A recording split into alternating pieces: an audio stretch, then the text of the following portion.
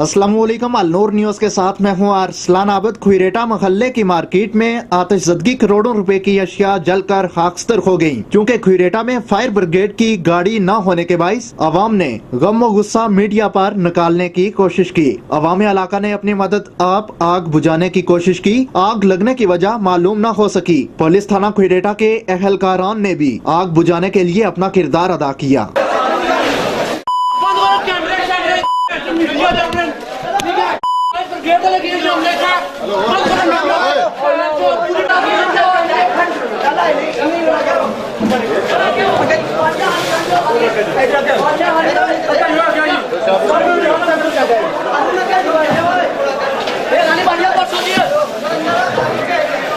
फिलवक्त इतना ही। मजीद अपडेट्स के लिए विजिट कीजिए हमारी वेबसाइट alnoornews.tv। देखते रहिए अलनूर न्यूज।